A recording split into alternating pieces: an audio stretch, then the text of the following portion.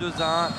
Vidakovic, deuxième titularisation depuis son arrivée. Il avait débuté à IB et Olesson, joueur qui n'était pas dans l'effectif l'été dernier ou lors de la promotion, qui est désormais font partie de ce contingent hiverdonois qui pourrait prendre 11 points d'avance sur la place de barragiste à condition de gagner. Mais pour l'instant, on n'en prend pas le chemin parce que Lausanne est récompensé de son bon début de match. Et c'est l'homme en forme.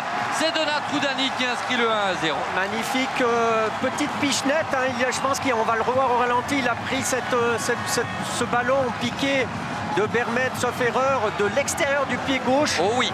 On a vu de la présence. Pafoundi, il cherche du soutien. Pafoundi, on le retrouve. Et Kalisten tout seul, on ne sait trop comment, ça fait 2-0, mais ça fait encore un cadeau. Un cadeau de la défense adverse. Kalisten aurait tort d'en profiter.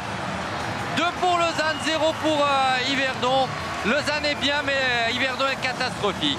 Grossière erreur là des Yverdonois qui ont un petit peu paniqué à mon sens. De nouveau, perte de maîtrise totale sur un ballon qui ne nous semblait pas si difficile. On peut emmêler les pinceaux là. L'appel de Berned, la fausse piste proposée par le Français. Et Pafoundi récupère. Pafoundi en position de frapper. Bernardoni. Et ce ballon au fond des filets, ça fait 3-0. Parce que l'on est plus réactif, plus vite, meilleur. Côté LS, c'est Rares-Illier qui inscrit le 3e but de la soirée. Ouais, qui s'est jeté sur ce ballon recherché par comme un mort de faim. Exactement. Les Lausannois sont actuellement sur tous les ballons devant les Yverdonois. Par contre, là, il a l'air de souffrir énormément. Ça a l'air de laisser des traces, mais on voit là. Le geste de Gunnarsson, mais aussi parce qu'il n'est pas réactif. Il arrive largement en retard et il commet cette faute. De confiance. Et puis, cette entame de match, elle peut... Encore Tijani en retard et encore une belle occasion pour Lausanne. Et surtout les déclarations dans les rangs yverdonois lorsqu'ils sont arrivés ici laissaient entrevoir cela aussi. On met une frappe. Ake encore. Ake toujours. Voilà la réduction du score. Comme lors du dernier match ici même, Yverdon marque dans les arrêts de jeu de la première mi-temps, effort individuel d'Ake. Et ça change un tout petit peu le discours sur cette première mi-temps. Oui, un petit peu. Et Pafoundi en position de frapper, il préfère la passe.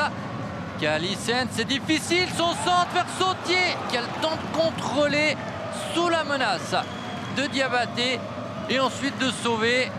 Ça sera par la suite un dégagement pour Bernardoni.